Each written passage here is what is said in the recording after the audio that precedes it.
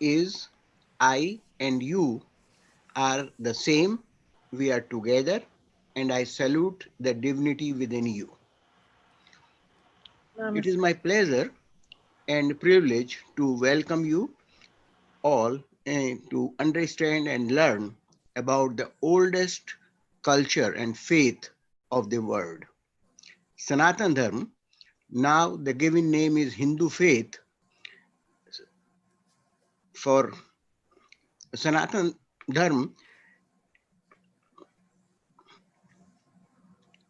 for it means forever and for everyone.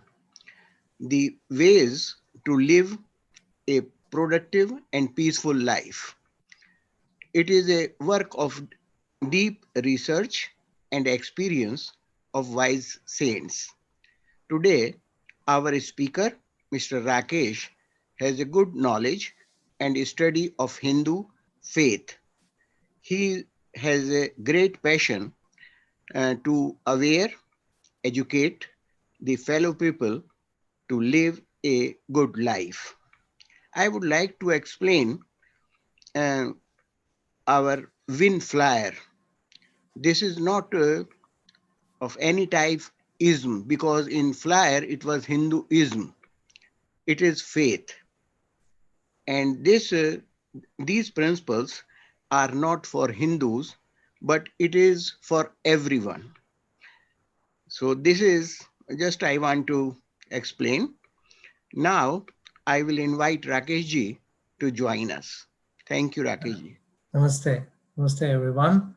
Let me thank you, Dr. Jindal. Appreciate everybody coming in. I hope to cover many of the topics which I was told that there is an interest. I just want to, on the onset, let you know I'm not authority. I'm not the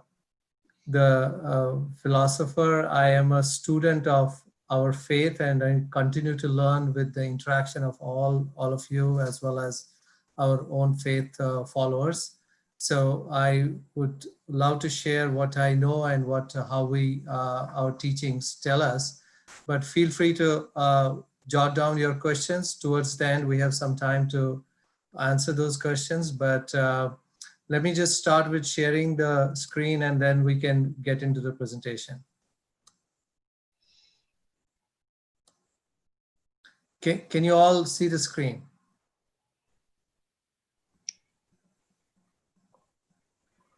Yes. Okay, all right. So I have about 45 minutes, and then we'll leave about 10-15 minutes for the question and answer. I'm not going to go into the definition and the philosophical point of view of our teachings, but what I'm going to cover today is the foundation of Hindu life system, or Sanatan Dharma life system. In the common parlance, as Dr. Jindal said, we call it Hinduism. It's not ism, but just to give you a quick 30-second view, the word Hindu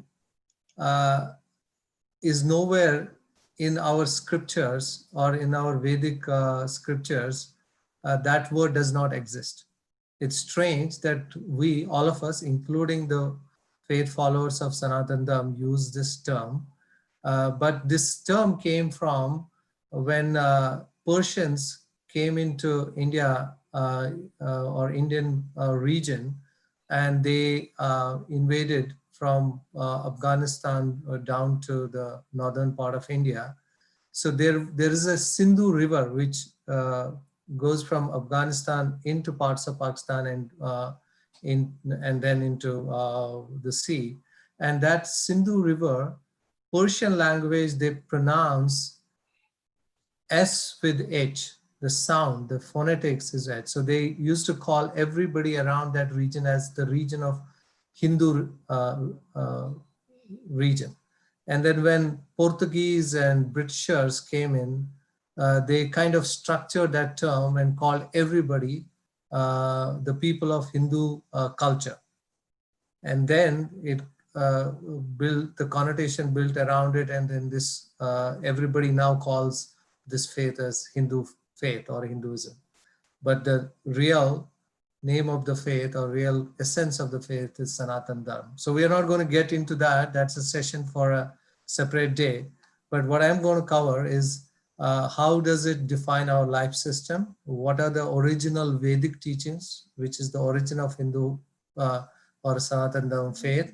And how does it impact our day-to-day life and our conduct in the society?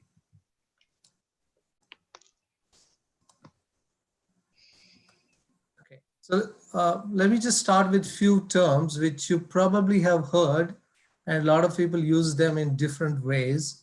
There are terms called dharma, which normally people call dharma, but there is no equivalent of English translation of this term. So it is dharma or ethics or duty. There are different ways to explain it. But in common parlance, again, people call it dharma. There is arth, and that is about work, prosperity, activity in your social setup. Then there is a calm, or people call it karma also, emotions, sexuality, how you relate to different people in the society. And then finally, moksha, which is the liberation, freedom. Uh, these are the terms which you would have heard. You know, we always find in today's parlance, so karma is catching up with you. So there are a lot of those terms, but then I want to really keep these terms in mind as I explain what does it mean. And the key factors in our day-to-day life system or day-to-day conduct are oriented around what we do and what are the consequences of what we do in daily life. And then how that impacts what we call as a samsara or the cycle of birth. And how we use some methods or paths or practices to attain what we call the moksha or moksha. And that's called yoga and yoga, which you have seen. These days you have a lot of these modern day yoga studios. You have hot yoga, you have water yoga, you have air yoga. You don't know what kind of yoga these days they have. But the fact is yoga is a series of practices, meditation, the spiritual practices, the physical aspects of yoga, they all combine what this term called yoga. So it's not to be convoluted with what we know in modern days yoga studios where they teach us how to keep stay healthy. So yoga as a term has a larger connotation. So we'll keep that in mind as we go along. Now, as I've written there, I'm not going to read it. So these practices, rituals, we do puja, as some of you, if you have visited our temple, we do puja or worship, as we call it. We do recitation of the mantras or japa, we call it, or and meditation. There are family rites of passage. There are festivals, pilgrimages. They're all connected to our daily karam or daily actions, daily the way we conduct ourselves. And then our goal, personal goal, is to take us to that stage where you can attain the moksha. So these are the common terms. I just want to set the stage for it so that, you know, when I'm speaking of these, then you understand what we're talking about. So let me start with this, karma or karma. There is a shloka from Bhagavad Gita. Some of you, if you are aware of, that's one of the scriptures, one of the most famous scriptures. Karmanyavadikaraste ma phaleshu kadachana ma karma phala hetu bhuma te sango asto karmani. So which means you have the right to work only, but never to its fruits. Let not the fruits of action be your motive, not let your attachment be to inaction. So the idea, the whole karma or the action or activity is that you do not do that work just to attain any profit or goal or benefit. You do it because you are building the experience. You are actually attaining a certain spiritual capacity to do that, everything you do in a daily life. And that's the intent, without focusing on the benefit or the fruits or the product out of it. Uh, and then that defines the wheels of birth. And as you know, in Sanatan Dharma or Hindu faith or Buddhism, we believe in the rebirth and reincarnation. Now, the whole idea of rebirth is the it's like a wheel of Maya. Maya is what you see is in the world, but what is actually behind it is spiritual experience which you are ignoring at times. So you're only stuck in your worldly pleasures or worldly uh, areas of activities without focusing on your spiritual gains or spiritual upliftment. So that's the wheel. As long as you stay in that worldly activities, you will continue to stay in that wheel. You will come to rebirth every time till you understand that you are part of that larger soul, larger God, which we call Brahma or Brahm, and then you achieve the immortality or you achieve the moksha, which we talked about in the earlier. So just a precursor. Moksha, as called vimoksha, vimukti, mukti, is a term in Buddhism, Hinduism, as I said, Jainism. In the Vedic wisdom, moksha is the liberation of soul from cycles of birth, death and rebirth, or samsara, which I talked about. So you're attaining the realization to reach that what we call as a Param Brahm or Brahman or Atman or God, and you are one with the God. So that's the end stage of any human experience or human, evolution in the faith. Now, with that said, let me pause here. Any questions? Because before I go into the deeper aspects of how do we use these aspects of practices in our daily life, and what are the ways and means, what has been defined as the rites of passage? Any questions?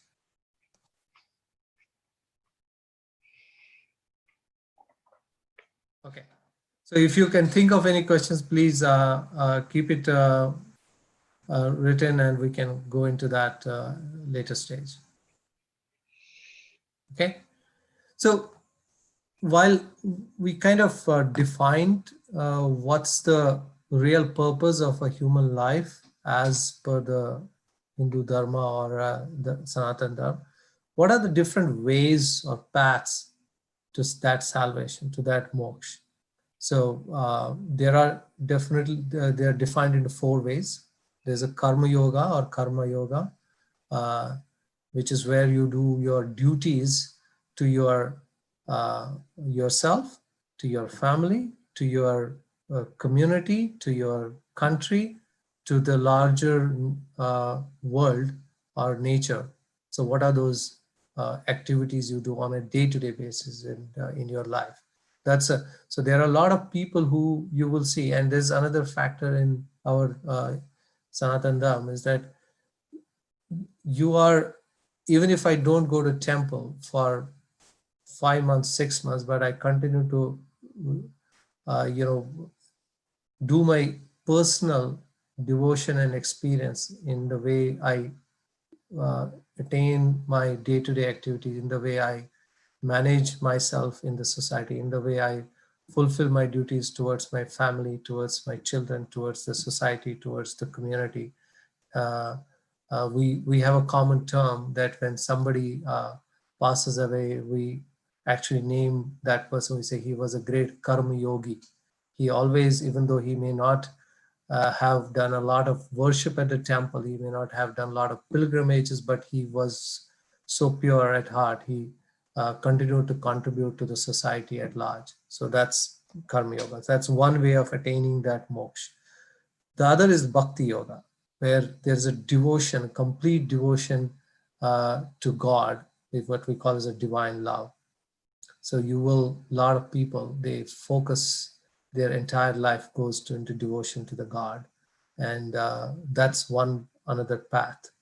The third one is a Raj Yoga, where you have a immense mental control. You do, there's a term called Hatha Yoga in our yogic practices, where you do an extreme level of uh, yogic practices, where you control your mind, control your body, control your senses, so that you can focus on the God, or on the devotion towards God. So that's called Raja Yoga. So that's another path, which is the most difficult. Most of the saints, ascetics who actually leave the worldly life, they do that.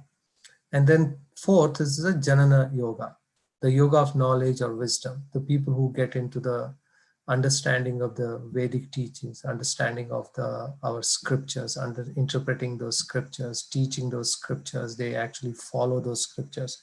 So that's the fourth path. So there are different ways to conduct your life. There's no one way. It's all individually driven, individual experience for everyone. So it doesn't have, it's not prescribed that you, unless you do bhakti yoga, you will not attain the moksha or salvation. You can take any path and still attain that salvation. So the focus, that's why, when Dr. Jinder was saying it's not ism, the Hindu dharma or Sanatan dharma, um, it's difficult to define it within the structures of the modern day religions. And when I say modern day religions, of Abrahamic religions, and that's why there's a lot of debate about whether Hinduism is a monotheistic or polytheistic, because we also have 33,000 gods. Everybody talks about it, but these are the deities and these are the manifestation of that supreme God. So that's why it's very individual experience driven, uh, spiritual seeking practice, and it depends on the individual to take it further. Let's move on. I just talked about it, but a person can get only 1/4 of knowledge from this. So the way you conduct yourself is also related to how you interact with the rest of the society. A person can get 1/4 of knowledge from the teacher, 1/4 by analyzing self, 1/4 by discussing with others, and the last quarter during the process of living by method addition, deletion, correction, modification of already known acharas. Acharas are conducts, or defining new conducts in life. So there is a societal structure around your seeking of the spirituality. It's not just about you going to the church or a temple and sitting there and doing what you want to do. Your conduct towards your fellow citizens, your conduct towards society, conduct towards your children, towards your parents, to your elders, towards your country. So all that come into picture, and you seek the knowledge as you grow in your spiritual training. So that's very important as part of the conduct, spiritual conduct. So let me just switch gears. Any questions? Again, I don't want to rush you, but I can pause and explain again if something is not clear. Rakesh, Yes. I wonder, I used to live next door to a Hindu couple that had a shrine in their home, and the shrine was like to the goddess of wisdom. Yeah. Do most Hindu people have shrines in their home? When you say people don't necessarily go to the temple, do they still have something at home? Thank you. Yes, most Hindu homes have an altar or a shrine in their temple, and they have their own deity which they relate to. So when I say it's a individual experience, the reason we have so many deities, it's how we relate to a manifestation of a god in a particular deity. So some of them, goddess of wisdom, or what we call goddess of Saraswati. We have Lord Shiva as one of, which is what I pray to in most cases. That doesn't mean I don't pray to other gods, but it's just my personal relation to that manifestation of the God in that deity. So most Hindus have. Some of them in the modern time, maybe we don't have. For example, when we moved here to US, my wife, obviously, she prays every day. And believe me, and I don't do it every day, but I do my own personal, but she does it morning and evening. And we have an altar at home. So so it's all individual experience. So she will not find a day complete unless she does her prayers in the evening, or she will not start the day unless she does the prayer in the morning. So it's how she sees and experience her own spirituality. So everyone has a altar or a deity or a shrine. In some homes we don't have, because some of the young people who come in and they live in a particular way, they don't have, but they come to temple. But still, that doesn't mean they don't follow the faith. So it's again very individualistic experience driven.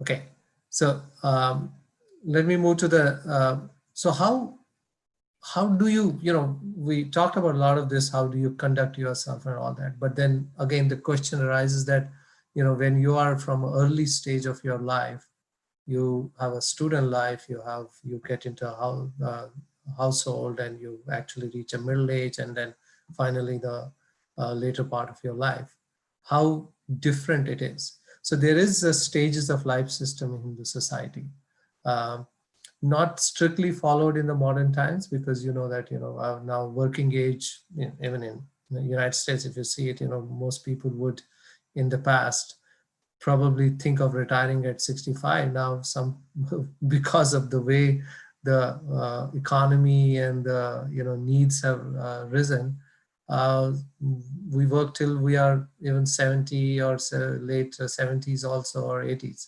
So, and that's across the board in the rest of the world as well. But there are some structural things which we still follow. But let me go into that. So there are essentially 4 stages of life in the society life system. Brahmacharya, that's a student stage. The Grihastha Ashram, it's a household life. And then Vanaprastha Ashram, that's an anchorite, a religious recluse. I don't like to use the recluse, but somebody who actually looks back in the life, that period, what they have done, what they have achieved, what they need to do. And finally, the sannyasa, which is the renunciation stage. I'll explain each one of them. And a lot of times many of these terms get twisted, but let me just go to the root of what they are. So I'm going to quote from one of the 4 Vedas, which Rig Veda is one of the key spiritual or the textbooks which we follow, and almost every other scripture has come out of it. In Book 10, Chapter 136, it mentions knowledge seekers are those Kesan. Kesh is your hair, and long hair, soil colored clothes, yellow, orange, or saffron, engage in the affairs of mananat, that is mind and meditation. So Brahmacharya Ashram is where you actually focus all your energies, all your time in educating yourself. It's a school system in a way, where you get your religious studies, you get your vocational studies, you get your professional studies. There are still some gurukuls. The picture on the right you see is a gurukul, where the teacher who is sitting behind a desk is teaching the kids.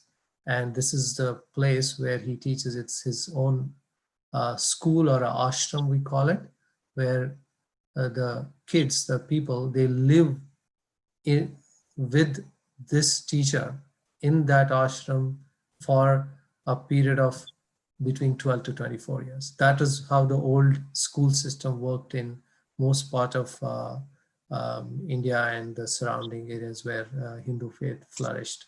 So the whole focus is on what we call as the break up the Brahmacharya Ashram is the Brahma, shortened from Brahman. That's the God, the super soul. and charya, which means occupation, with engaging, preceding behavior. So everything you have to learn. So in olden days, there were the people who will go into the Gurukul. Guru is teacher, Kul is house, that is teacher's house, and spend those years there. They will choose their studies. Some will get trained in military training, some will get trained into finance, some will get trained into spiritual teaching, some will get trained into other occupational teachings. And once they finish the school or Gurukul, they take that occupation, and then the next stage starts. The focus is completely on celibacy. The forte and the discipline is the norm. So very disciplined set of studies, and devotion to Guru, because the fact that the kids go to Guru's house and live there, and for during that time, the Guru is their father and Guru's or wife or spouse is their mother. So there is a term called Guru Mata, that's Guru's wife, becomes their mother during that time. So they get trained in the school. So that's the Brahmacharya Ashram. Not necessarily same way as today, because now we push kids to start when they are only 3 years old to start the teachings, but from birth to 11 are the years when the child only spends time in growing as a child, and then they go into the education at the age of 12. So then the next stage, once they are out of the school, so there is a conduct. So going back to the previous slide, so the whole focus and the conduct and the discipline is on learning, being disciplined about that learning, celibacy, and devotion to the Guru or the teacher. So those are the 3 duties of a student during this stage. In Grihastha Ashrama, which is the household life, you get into your own family, you marry, literally means being in and occupied with home or family. So between 24 to 48 years of age, the person earns a livelihood, whatever vocation one chooses, and they, their duties are all towards their family, towards their kids, towards their spouse, larger society, country, and dharma or dharma, because they have to, as they get into the family life, they have to follow certain duties towards the society, and those duties are also to be conducted in a certain norm. So that's called the household life or Grihastha Ashrama. Marriage, partners, relationship, foundation is on equality. So both male and female, they have an equal part. But that's the Vedic teachings. But as you are aware, there's over the centuries in many parts of the world as well as in India, you will see that patriarchy has taken much stronger hold in the society, and that equality has kind of eroded. Otherwise, if we go back to the original Vedic teachings, the equality was the key factor in the household life, both for male and female, for husband and wife. Even there's a term called, which is another discussion, Lord Shiva has a form called Ardhanareshwar. Ardhanareshwar is half Nareshwar Shiva. So that means he has a form where half part of the deity is female and half is male. It signifies the fact that both are incomplete without each other. But there are a lot of ills in society which has creeped in and continue to be hold the society to those ill practices which are not based on the original Vedic teachings. So if there are a lot of times you will see reports or you will see commentaries from a lot of scholars saying that the Indian culture system or Hindu culture system is essentially a patriarchal culture system. It's not necessarily coming from the origin, it's the effects of patriarchy which has creeped into the society, which continue till now in some parts of the rural India as well. So just to give you a context. Now, moving on, we go to the third stage. So this is where you have,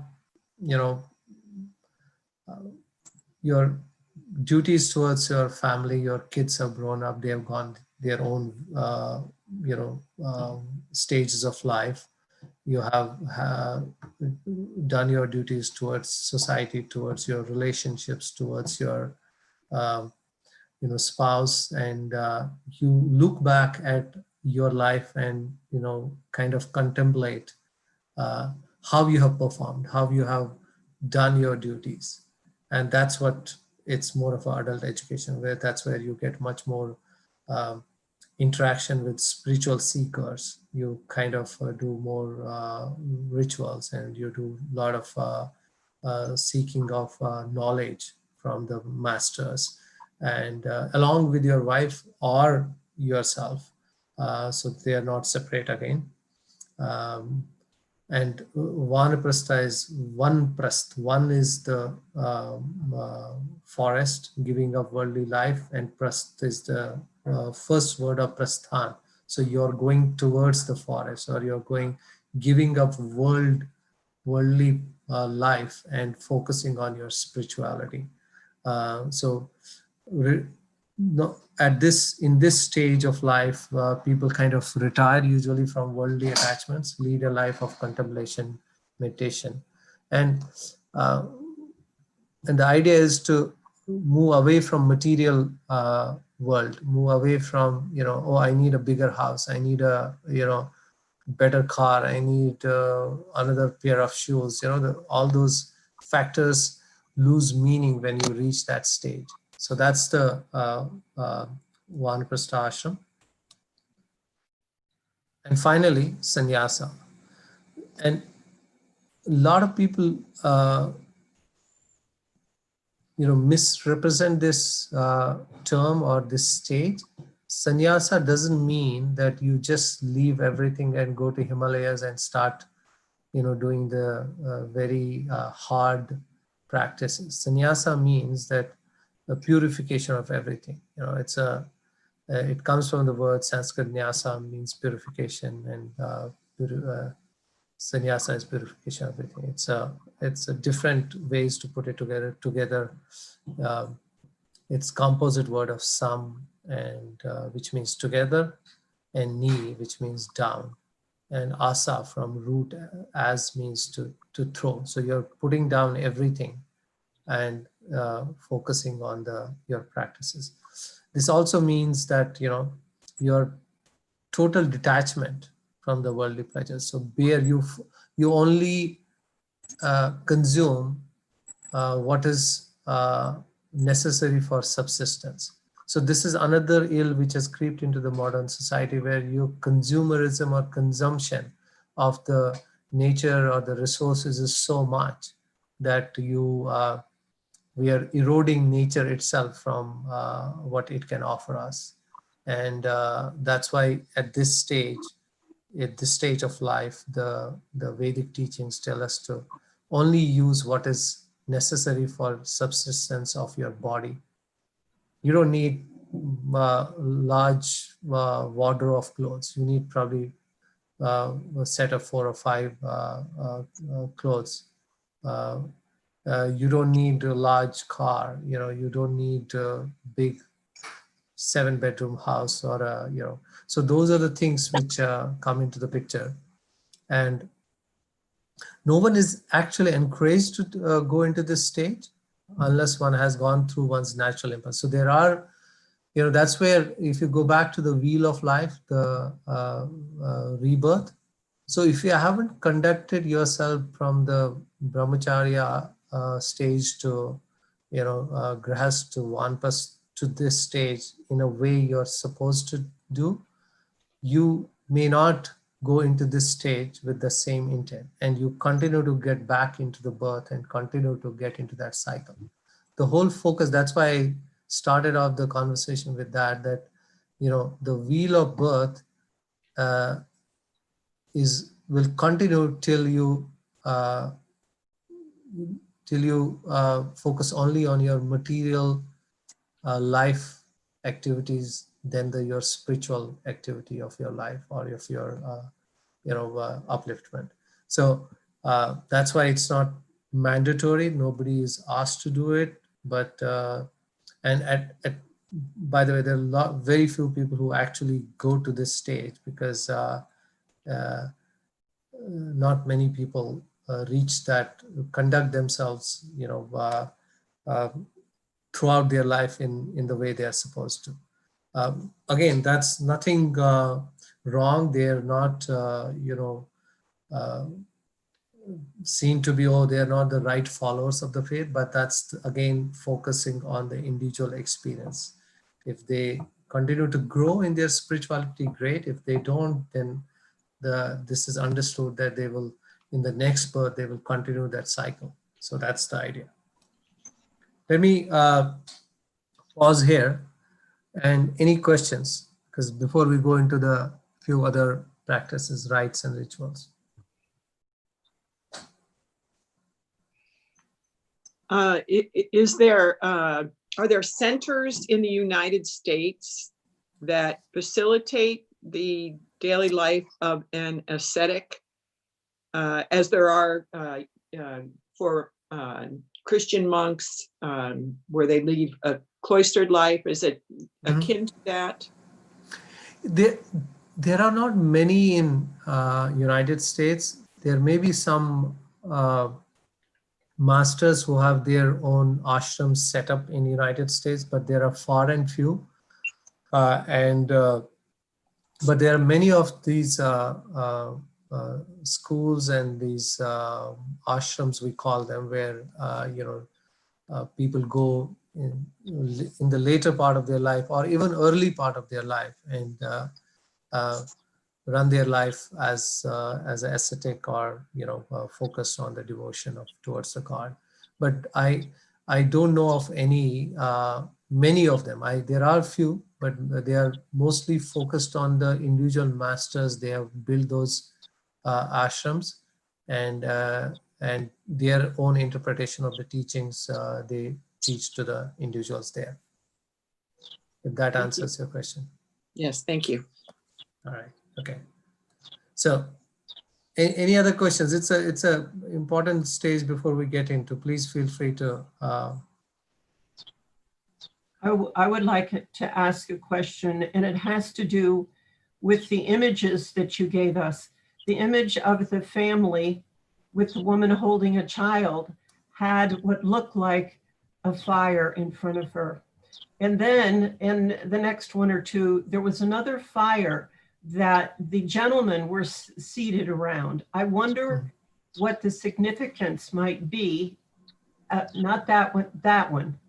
The fire that appears to be part, and that one that appears to be part of Hinduism. Yeah. So good question. Fire is so in our daily rituals, that's a very good segue to this. In daily rituals or the passages of life, it's not a fire worship. It's basically what we call as homa. We give offerings to the fire, and through which we offer our worship to the God. And it's called either puja or homa or havan, where we provide from food to the flowers to grain to offerings towards the God. So every ritual. So if I go back to this is a husband and wife doing a ritual, maybe for naming their child, because their child seems to be small. Naming their child, or child has just been born and the child is being named, and they are doing a prayer or a worship, or what we call as a havan. The fire has a great significance because it purifies our soul. So you're offering all your material aspects of your life to the fire. You're offering I don't know if you ever get a chance to look at the actual homa or havan. We actually recite the mantras or the prayers. We offer from fruits to grains to clarified butter to many other offerings to the fire. So you're basically offering all material aspects to the fire towards the God and seeking the blessing for whatever ritual or whatever passage of life you're conducting at that stage of life. So that's one for the Grihastha ashram. This is more of learned scholars or masters, and they are doing certain penance and certain ritual uh, to pray to God for spiritual seeking. So that's why this is different from the family oriented, but then concept is same. So this is more focus on spiritual seeking, more focus on attaining that spiritual, gaining their spirituality through these practices. And the previous one was more about passages of life in the family setup, if that explains. And this last one is basically there's a master who's teaching the disciples, and they have gone to an ascetic life, and they are seeking from the master the more knowledge. So that's why they have shown it by the river and besides the tree. Does that answer the question? Yeah, go ahead. When you're going through the stages, it sounds like you do it according to age. You go through this, and is it possible that you go in and out of the different stages before you ever reach sannyasa at the end? Or that's a very good question. So these are the norms which have been established, or the teachings from the Vedic scriptures. But we have instances where people renounce their life, renounce their family, and they don't go into the Grihastha ashram immediately after their Brahmacharya ashram. They continue on the path of spiritual seeking without getting into the Grihastha or Vanpastha ashram. So there's no strict pattern to it. Definitely, you cannot achieve any spirituality or achieve moksha or enlightenment without your guru or the teacher. So Brahmacharya ashram is very important for every human being to seek and understand and gain the knowledge. After that, it's again, that's where the individual experience and practice kickstarts. So we have a lot of examples. One of the most populous state in India, Uttar Pradesh, for example, their current governor or equivalent of governor, we call that chief minister. He is an ascetic. He has given up any family from the time he graduated from college, and he was the head of a particular ashram, and then he also represented that county or constituency or district in the Indian Parliament, and he has become now chief minister. So his path to salvation is more through the duty towards society and the country. So there are there are some spiritual masters today in India who have never had a family life. They, right from the childhood, they moved straight into spiritual seeking. So there is that practice also. So it doesn't have to be one or the other. You definitely need to seek the knowledge in the early stage, and after that, it's your individual practice how you do it. Some folks actually get into the Grihastha ashram, but they may not decide. Both spouses do not decide to have children, but they seek spirituality in their Grihastha ashram also. They renounce their what we call the karma duty or sexual duty towards each other, and then seek more spiritual experience. So there are those examples also. So there is a different paths, but they all lead to the final moksha as the practitioners do. Does that answer question?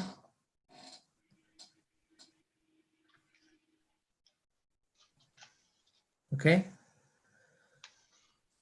Let me go to the next stage of this. So now I'm going to go through that. There are a lot of questions which we get, why do you do this? Why do you do this? What does it mean? So let me focus on some of those things so that you get at least the understanding. Domestic worship, and this was the question earlier, puja or worship, mantra ucharan or recital of Vedic hymns.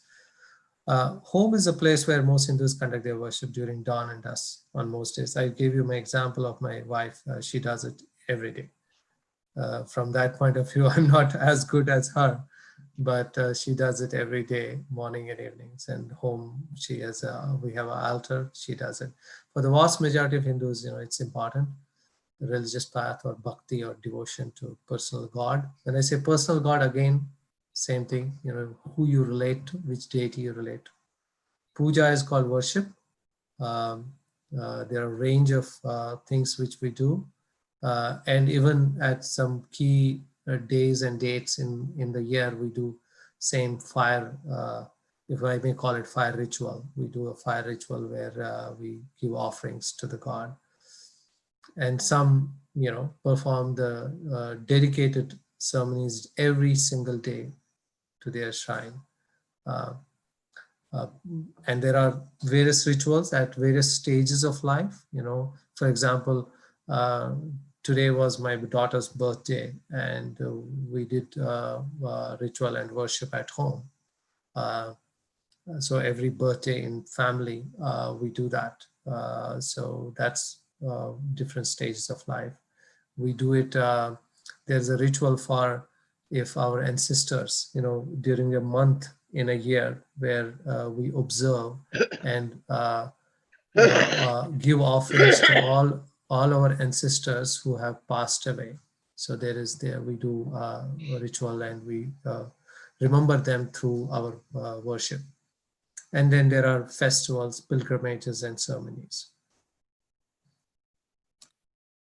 We covered this a little bit earlier, so let me just move on. So what are the rites of passage? We talked about it earlier also, artha, kama, karma.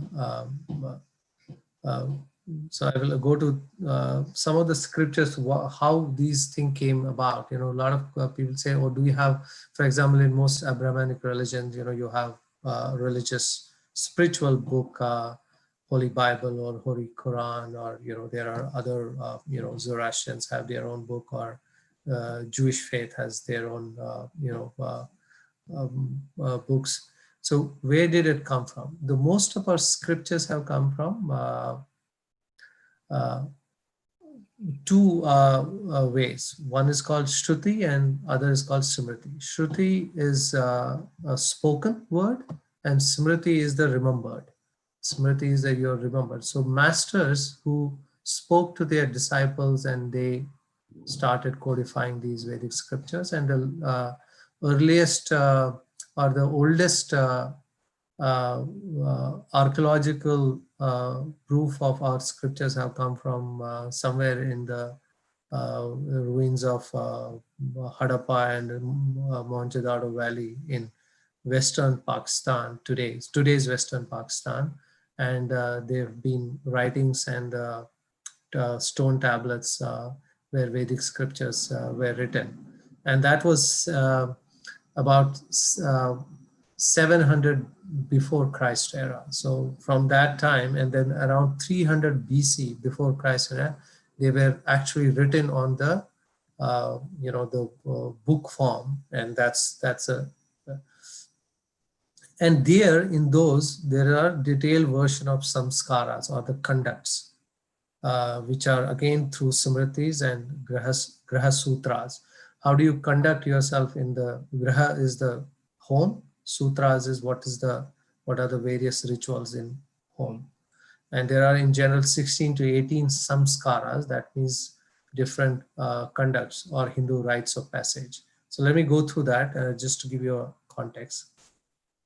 16 major Hindu sanskaras, rites of passage. And by the way, even though they are there, we follow it loosely. Some of them don't. Again, modern life is, we like to say it's too tough, but it's not necessarily tough. It's about, whether we can go back to the roots or not. Bahadana is the concept which are having healthy children. So when, when a woman of this house is in a family way, we do a ritual so that the children who will be born will be healthy.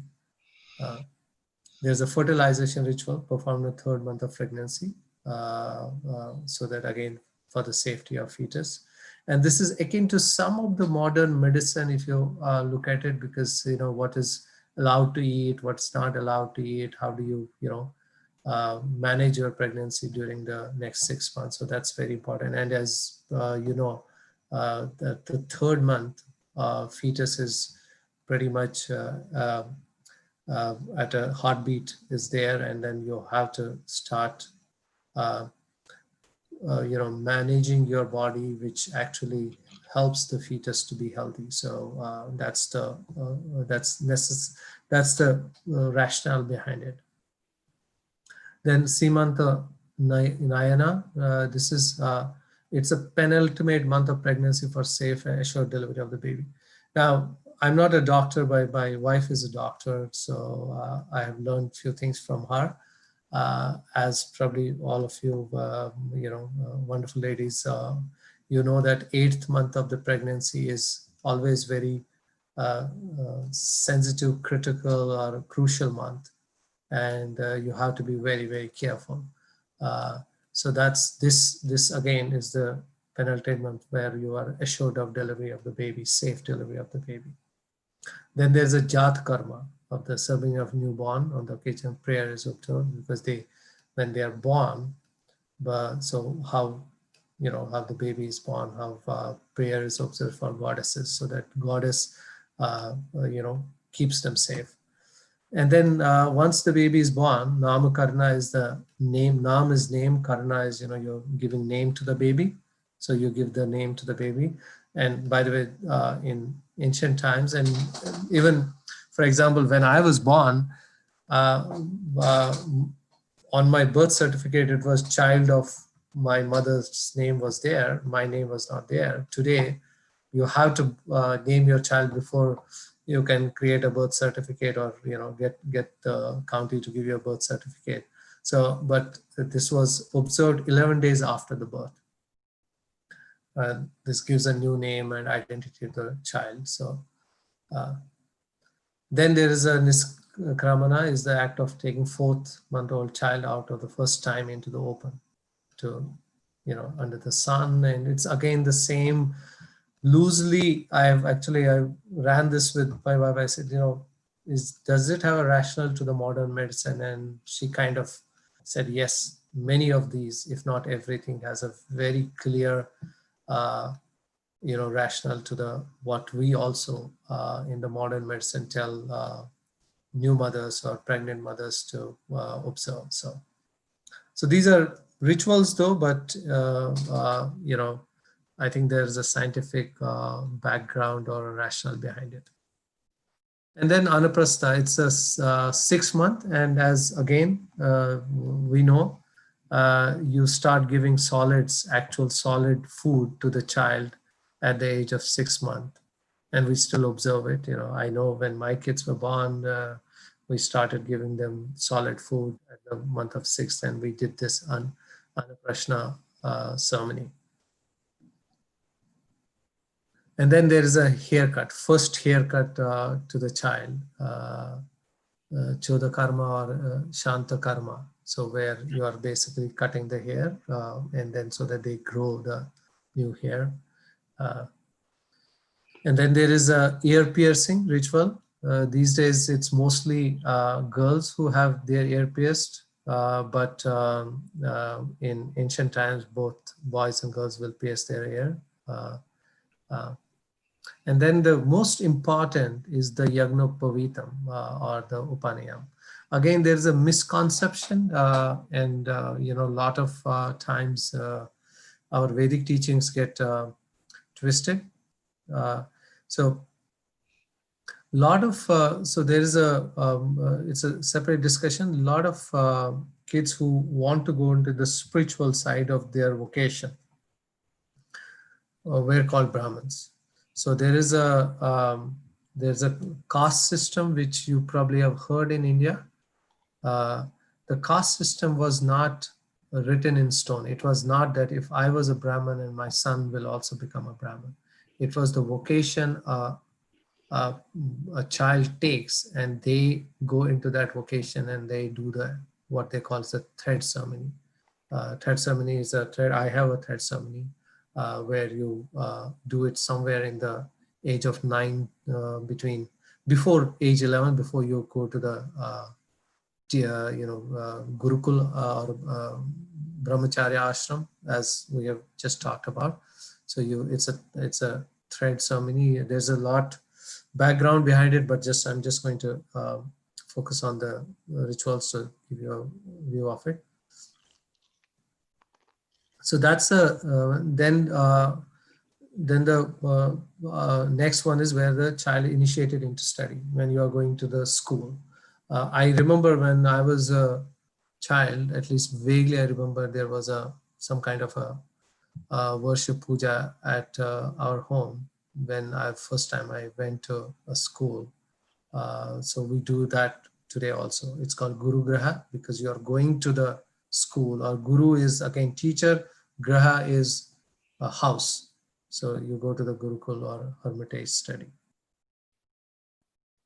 Then there is a convocation ceremony, again, like we have graduation ceremonies in modern times, where the student is coming out of school, and then Vivaha is the marriage ceremony.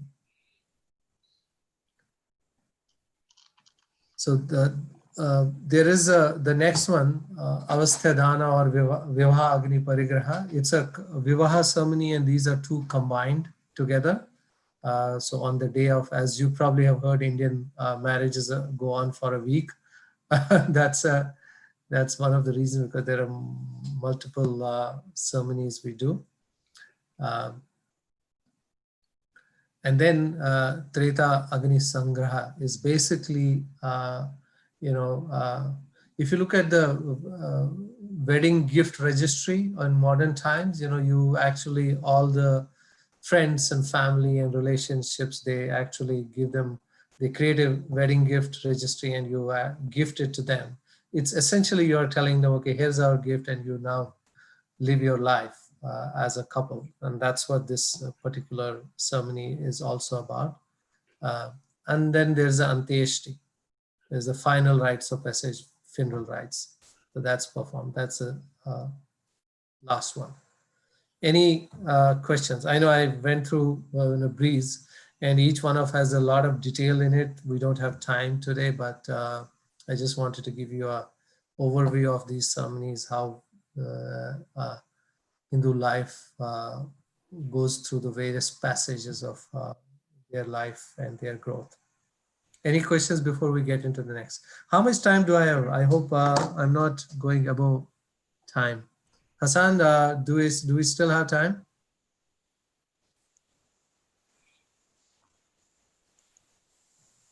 While we wait, can I ask a question? Yeah, please go ahead. Ask the question. So the boys go off to Hermitage or whatever to study. What about the girls? I mean, how is their education and their decision on what they're doing? How is that different? Very good question. So in Vedic times, both boys and girls used to go to the school system or Gurukul. Their teachings were a little different, purely because of the physicality of the teachings, because in ancient times, even though we have cases where we have queens who have fought battles, who are battle-hardened queens in the past, but their teachings were different in the way, because of the physicality and the nature of the male and female body. But they both used to go to the school until I would say till about very recent, till about probably 100, 200 years back. But again, as I said, patriarchy came into the picture, unfortunately. There is women were more confined to the household. Even though in ancient times, women will all complete their teachings and they will continue to have a role to play in a family setup where they had a larger responsibility of the house, and the man had larger responsibility of earning or other vocations, but they did get educated. Just to give an example, my mother, she got educated. My grandmother did her schooling, and after that she had to drop out because she got married early. So there was a practice of it. Later on, in probably about 200 years, that the women were kind of, because of the dogma, because of the really those practices which creeped into, they stopped women from going to the school. But now it's, there's no, in modern India and in rural as well as urban centers, most women, I would say probably 100% of women go for education. Actually, there are more women educated getting education than the men because they go more into the technical or vocational training, and more women go into the advanced studies. So it was similar, but how they lived their life post-education was different. That was the differentiation. Hassan, again, how much time do I have so that I can? I'm fine if people can stay on, so please let me know.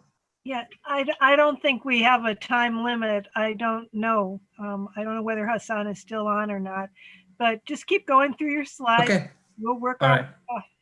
Okay. Thank you. Thank you.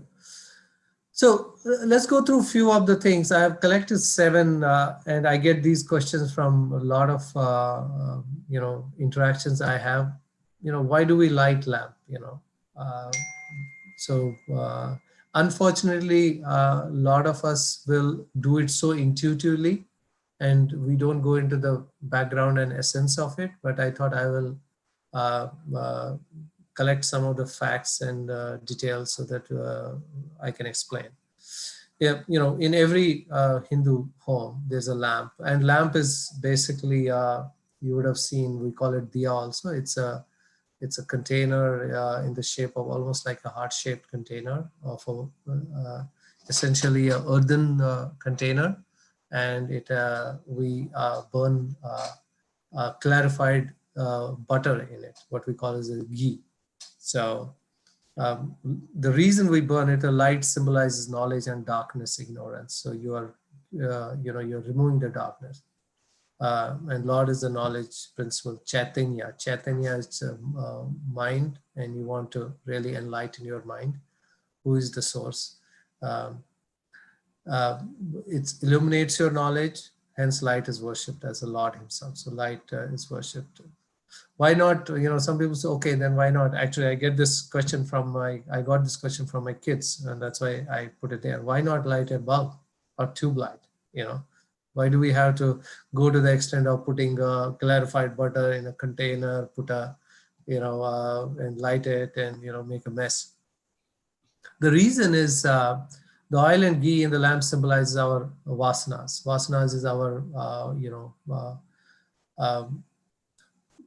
more impure thoughts, negative tendencies, and the wick, the ego. So we burn the ego and by which the clarified butter, which is more of our negative tendency, they get burnt.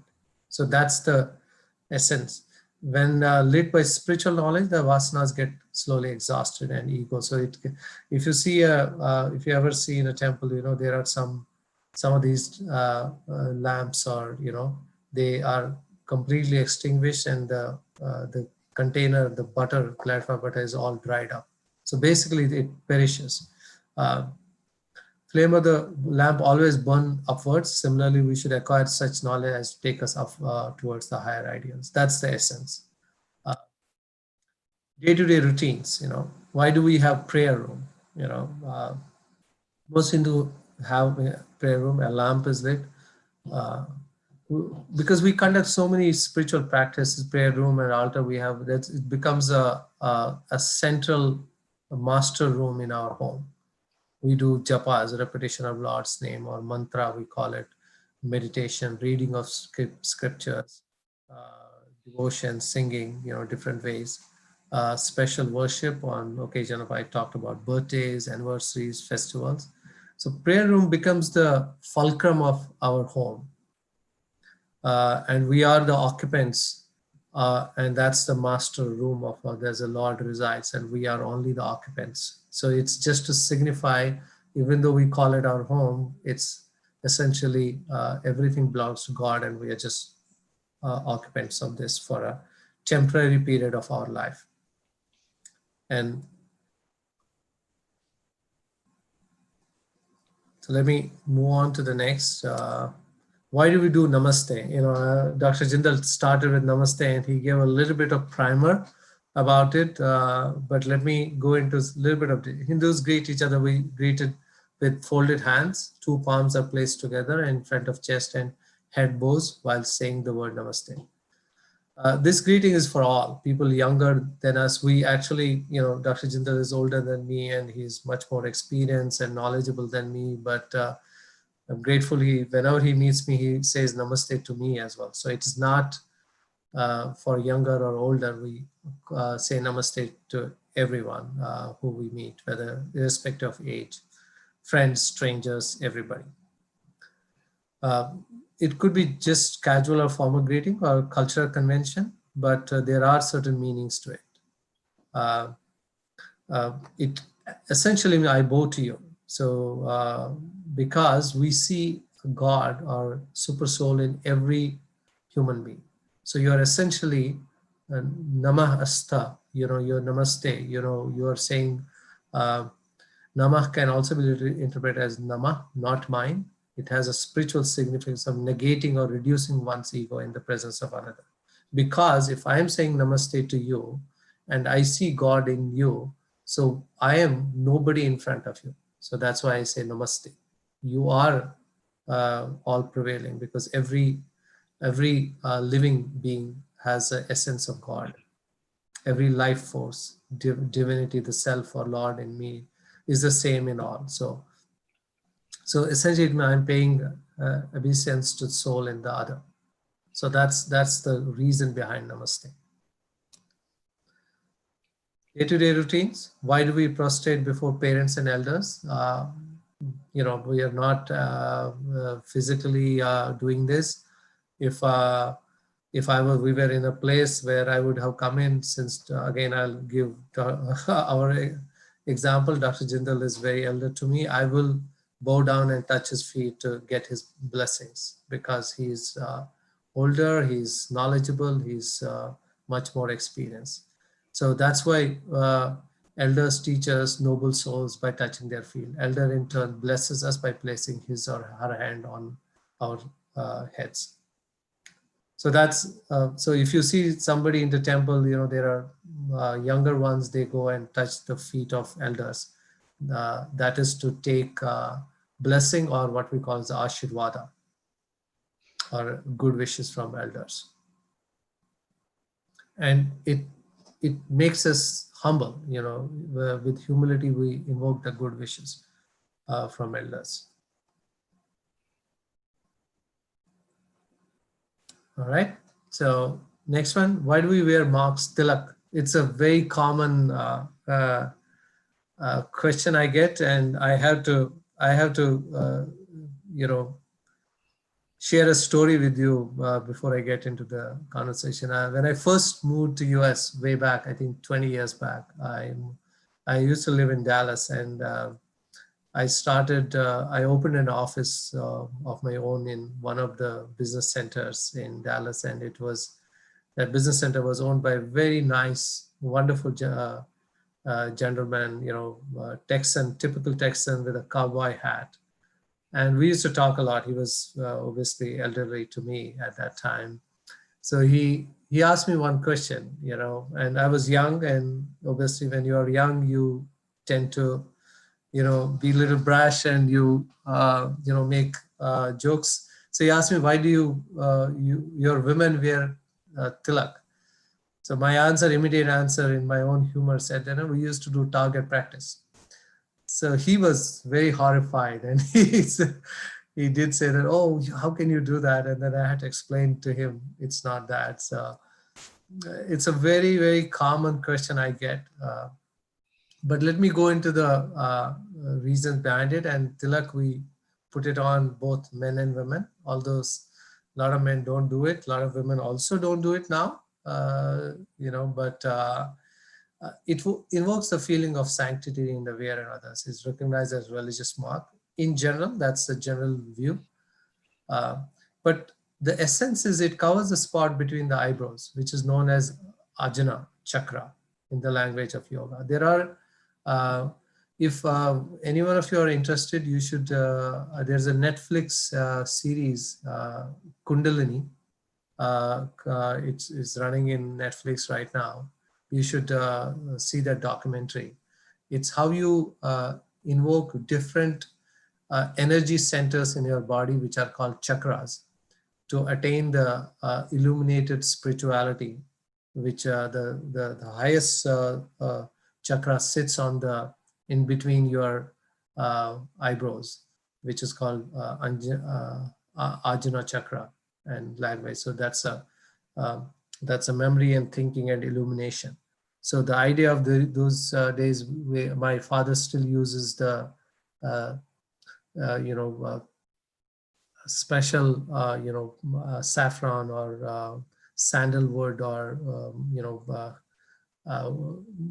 kumkum or vermilion or red turmeric to put on the tika, because it has an energy impact on your body.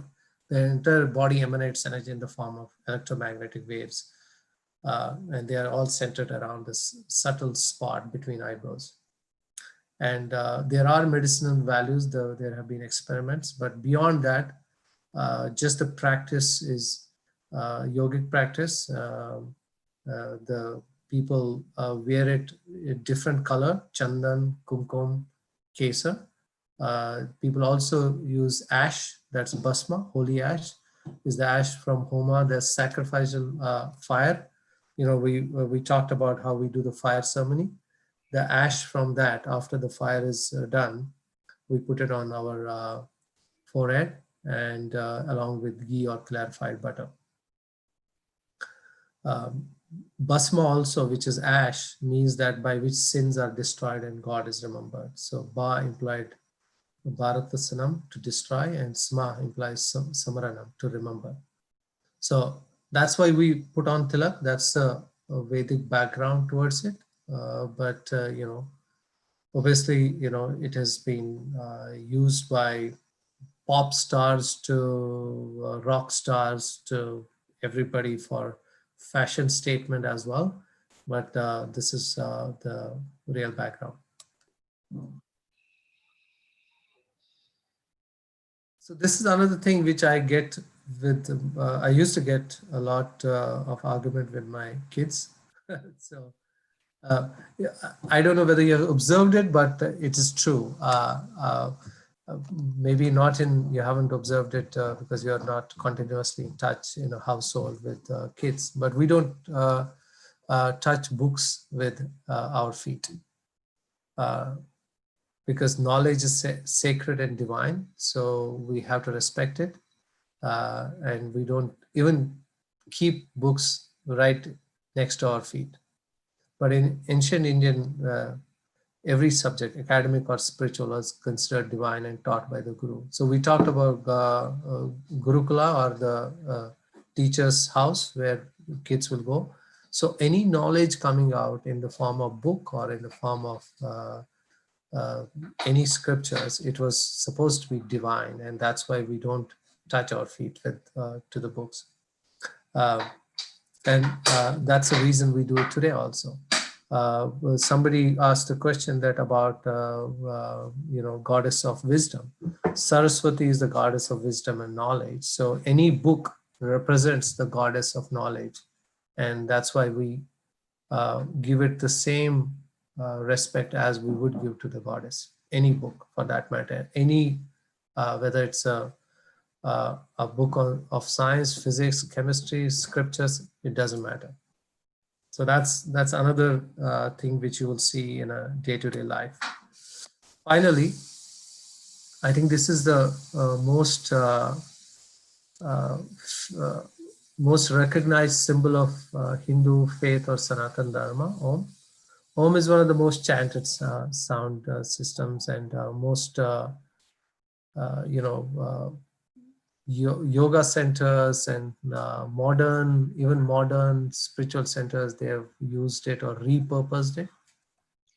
Om is essentially universal name of Lord. It's made up of the letters A, and phonetically A is in around, U is in put, M is in as in mum.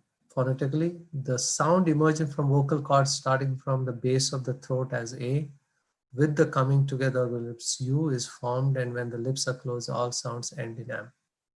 So it actually represents represents the start and end of the life system, start and end of the human evolution. The three letters symbolize the three states. There is other interpretation: waking, dream, and deep sleep. The three deities are also symbolized from the Om, that is Brahma, Vishnu, and Shiva. These are similar to Trinity in the Christian faith. The three Vedas, Rig, Yajur, and Sama, are represented by Om. Three worlds, Bhu, Bua, and Swaha. That is the sky, the world above us, the world we are in, and then the world below us, Swaha. That's the Patal Lok, we call it.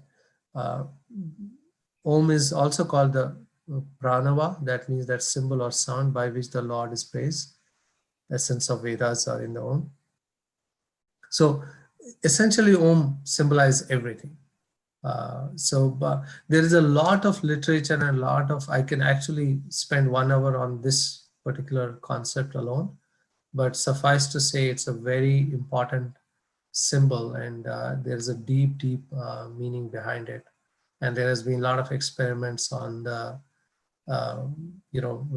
frequency modulation of the word Om, how it impacts the body and human life. So that was my last slide. So with that, I will open it up for questions, and I'll keep the share on for now, but if there are, we can jump in. We need to jump into any slide, we can go to that. There's some questions in the chats. Is somebody checking the chat room? Let me see the chat. I may be able to look at the chat myself. Okay, I got it.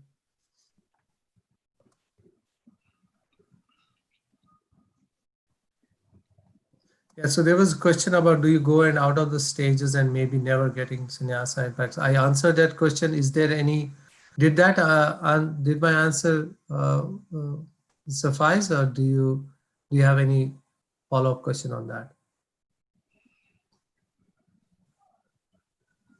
No, you answered it perfectly. Thank you. Okay, Yeah, that was helpful. Yeah. The other one is from Irene. Does the Hindu men wrap their head, and why? Yeah. Yes, So there are different cultural nuances in India. So you will see in the western part of India, and especially in the Rajasthan, there's a cultural tradition. Most men will they will wear what we call as a headgear or a pagdi, like the Sikh faith, but not similar to Sikh faith. It's a different one. It actually is not stiff like the Sikh faith pagdi. It's basically wrapped around a scarf on the head, so they wear it. And there are different parts of the India today. They wear different wrap on their head. But for every prayer or every puja, we actually put on either a wrap on our head or a towel, so that we pray to the Lord, and that's the essence. So we do that, but during the prayers and during the worship we do. What's the title in Netflix? It's let me write it. It's Kundalini. I don't know the exact, but so this. Oh, I think it's Amazon Prime. My son is telling me it's on Amazon Prime. It's Amazon Prime. Sorry, not on Netflix.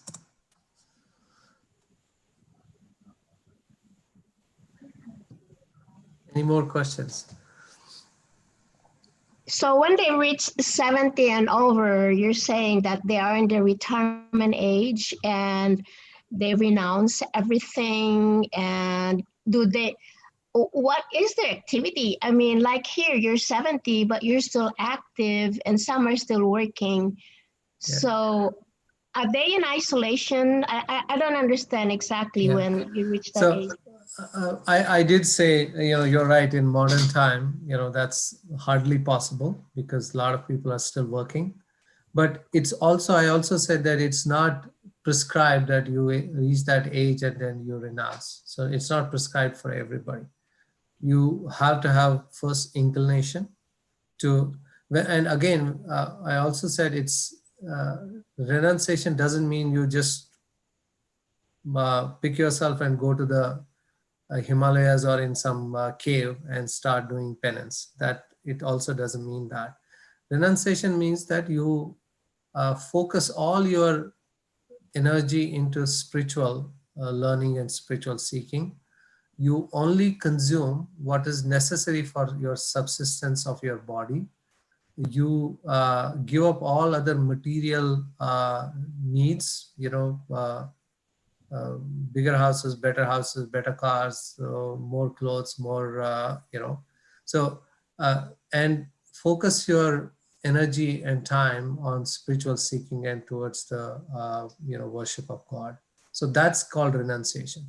But it's not either mandatory or prescribed for everybody, because if you haven't conducted your life over the previous 3 stages the way it's ordained or the way it is prescribed, you may not be at a stage where you can actually go into that renunciation part, because you haven't learned the ways to move into that stage. So it's not necessary. Some people dutifully do that. They kind of start living in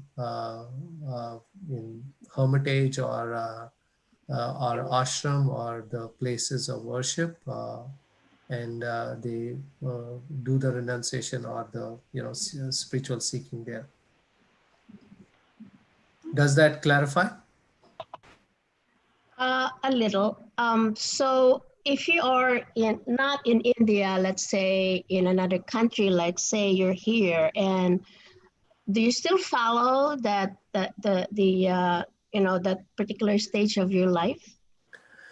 You loosely, yes. For example, if you look at, I'll give you my example. I'm not at that stage, but I'll give you my example. Maybe if you had met me 7-8 years back, I wouldn't be participating in these activities because I was busy with my career, with my family, with my own work.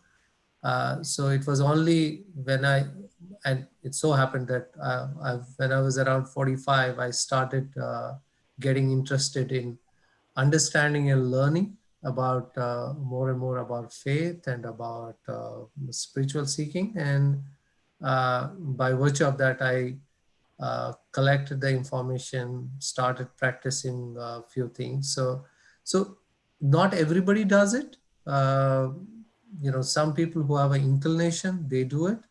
And it also doesn't mean when I reach 70, I will renounce the world. I may not. I may be still working.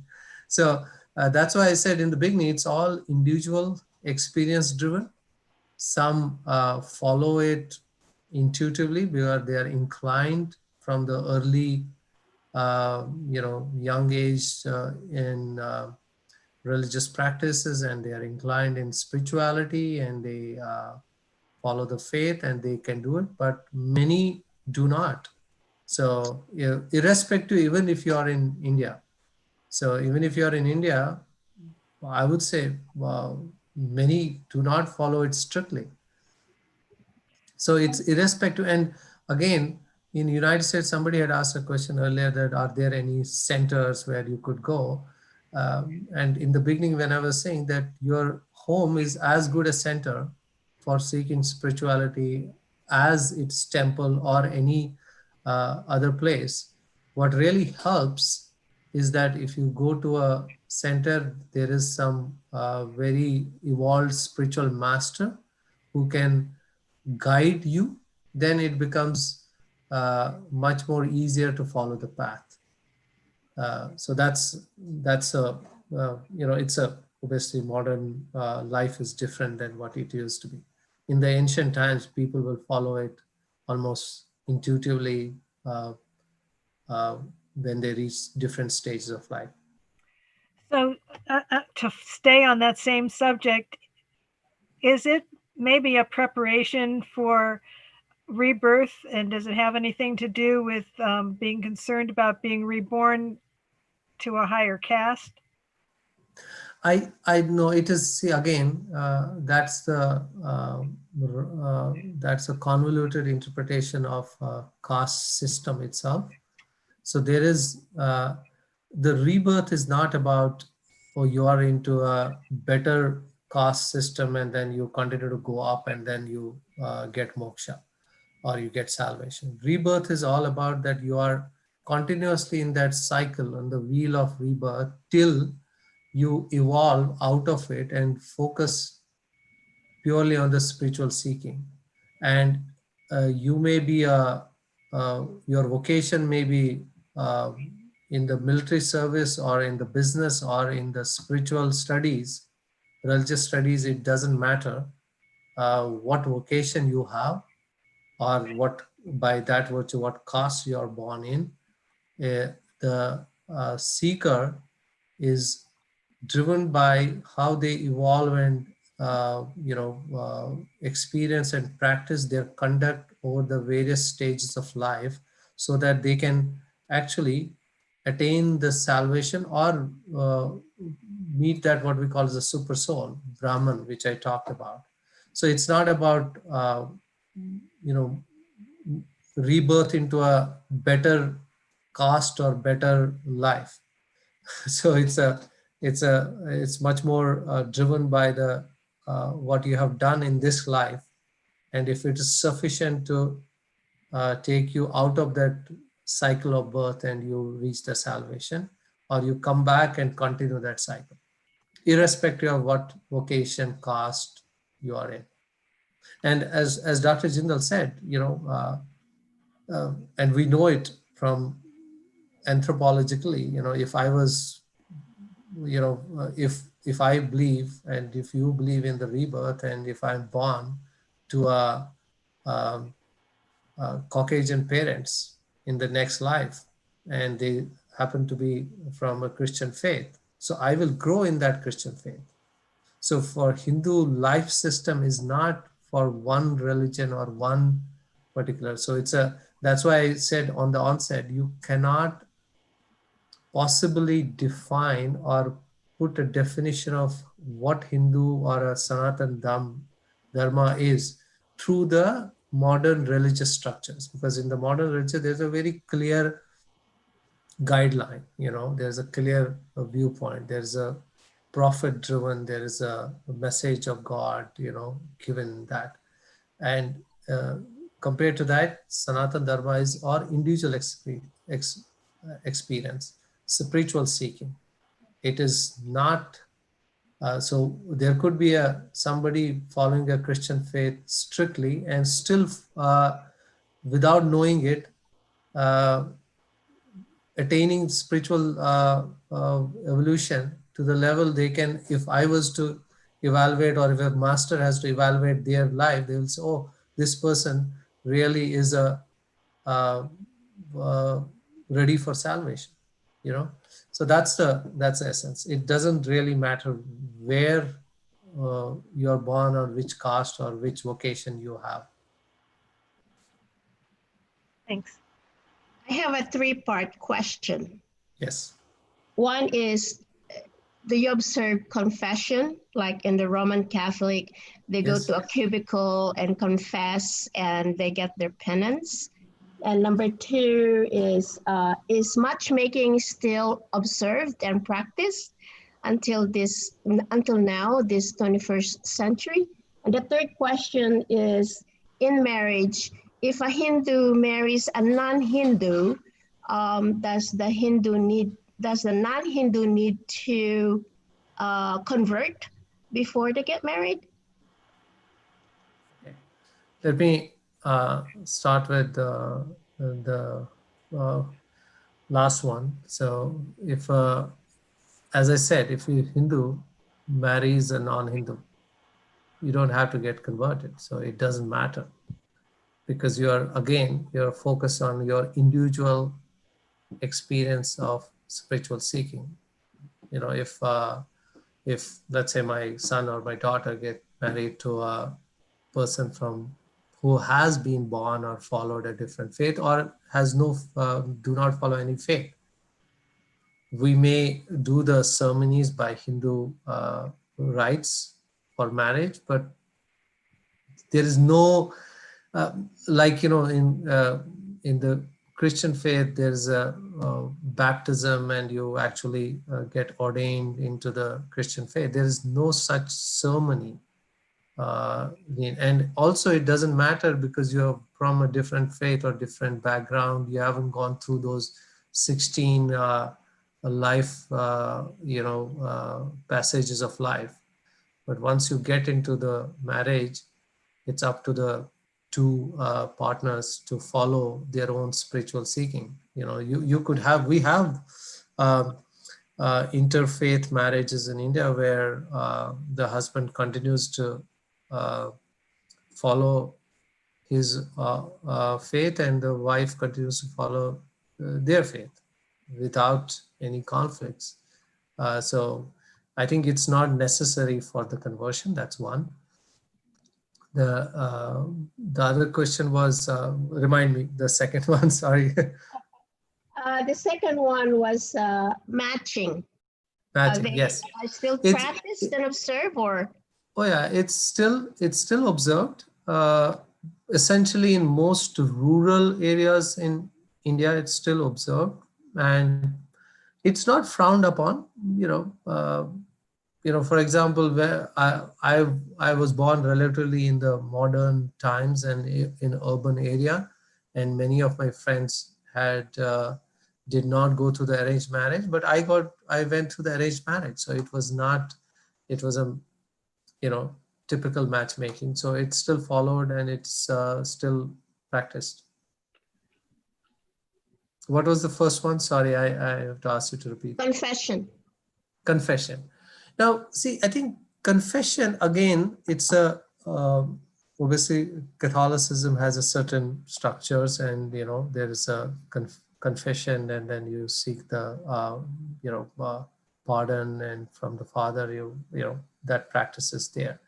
But that's also driven by the teachings of Bible, which is structured around the concept of heaven and hell, sin and good deeds. Those are the concepts in the Bible. I am not an authority, so pardon me if I am not saying it correctly, but those concepts are that drive that confession. In the Sanatan Dharma or Hindu faith, there's no concept of heaven or hell, even though we say, you will see a lot of us saying Swarg, which is heaven, and Narak, which is hell, but there is no concept where you say if you do this you will go to so it's all about what you do in this life to continuously improve yourself for the next life or for salvation.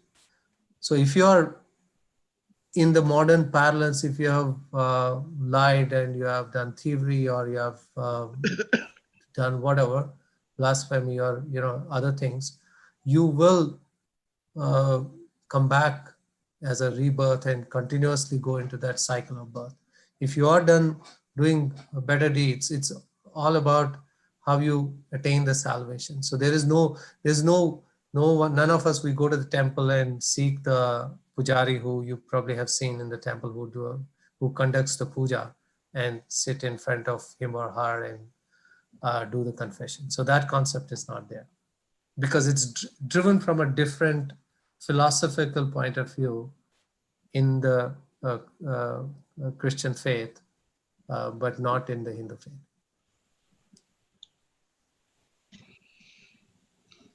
Is there divorce in Hinduism?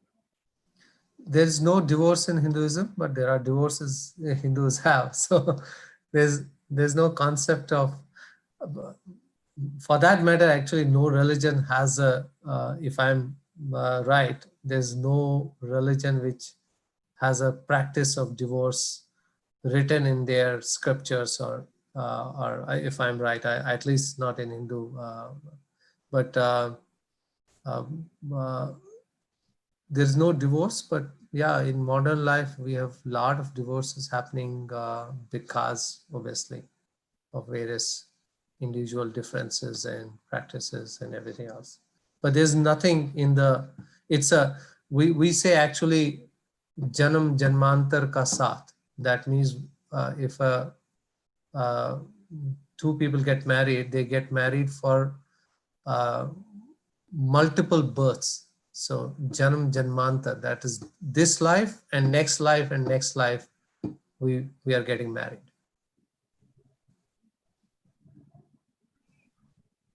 So that's. Thank you. Yeah.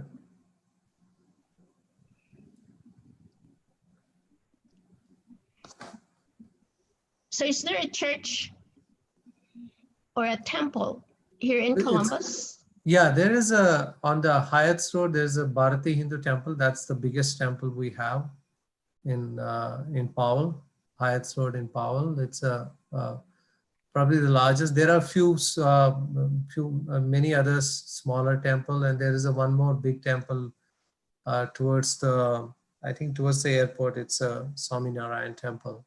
There are many temples, yes. But I live close to Hyatt's temples, and I go there more often. So.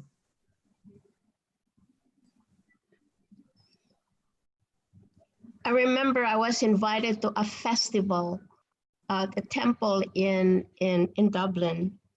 I don't know if that festival is observed once a year or. Yeah, there are many. I don't know which one. There is Diwali, which is Festival of Light. There is a Holi, Festival of Colors. There are multiple festivals we observe. So we, as they say, we are colorful and loud people. I know that temple has a lot of gods, I guess. Yes. That they offer food and flowers. Yes. And I think that's where you probably had been. That's the one on the Hyatt's Road in Powell. It's in Powell, close to Dublin, yes. And then after that, they go down in the basement and they eat. Yes, there's a cultural center and also kitchen and eating place. That's correct. That's the place. So does that happen once a year or several times a year? No, I don't know which one you went in. So each festival which probably you have gone to one, that happens once a year. There's also one series of days. It's called Navratra days. These are 9 days of where we worship different forms of goddess. That happens twice a year, and we observe 9 days in the spring and 9 days in the fall season. Worship exclusively for different 9 forms of goddess. That's called Navratra. Now is 9, Ratra is night. So you do the prayers throughout the night for 9 days.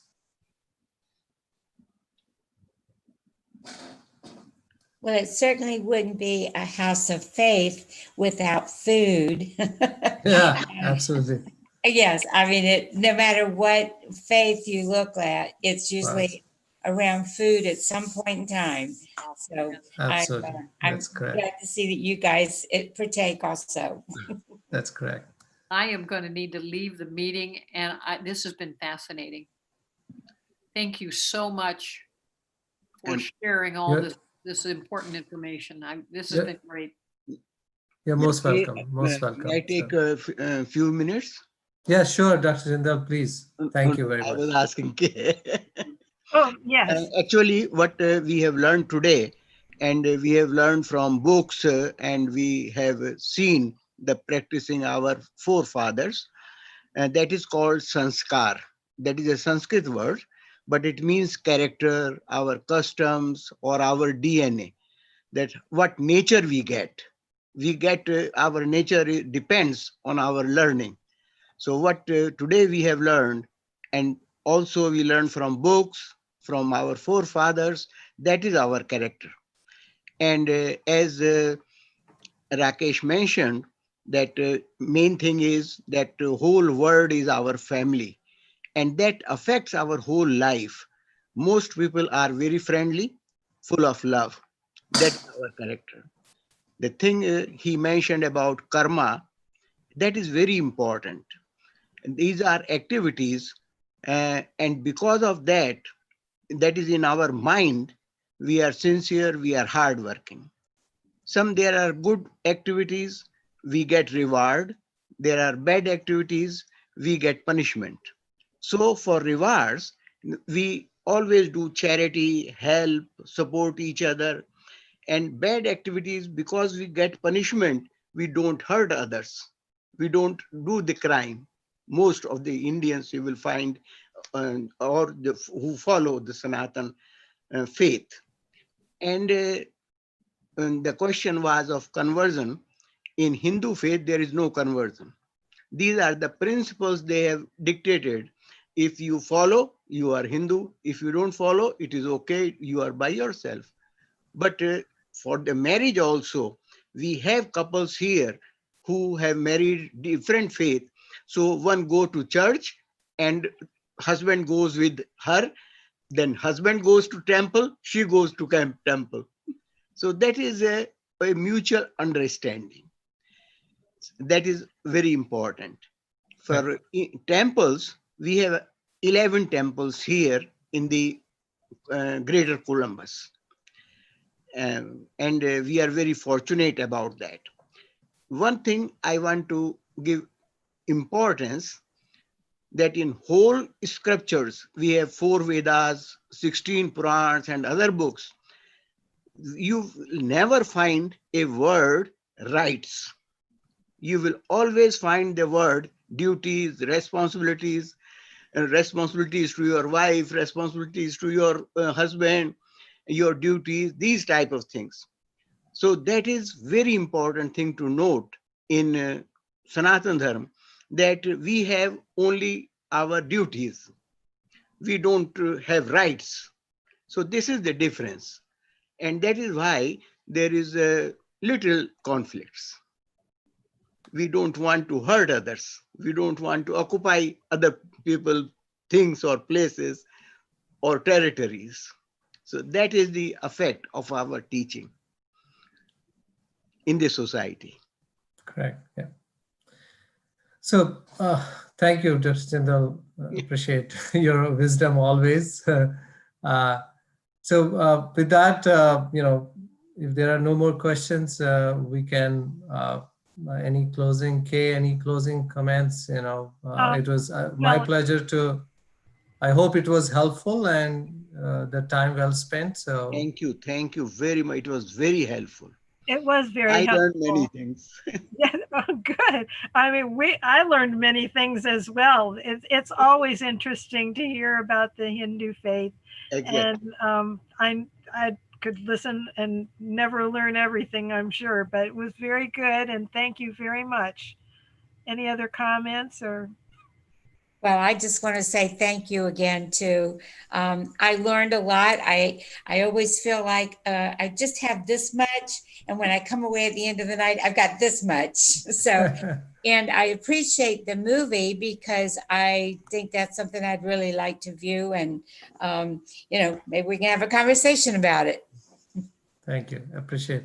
Mhm. Now, as I said in the beginning, I'm not an expert on everything. I'm myself a student and I try to share what I have learned with everybody. So thank you very much for listening. Thank you for your patience. Yeah, job very well done. Wonderful job. Thank you very much. And Dr. Jindal, thank you as well. Thank you, Rakesh. Thank you. Thank you, everyone. Namaste, Bye-bye. namaste, Namaste. namaste. Namaste. Namaste. Good Namaste. evening.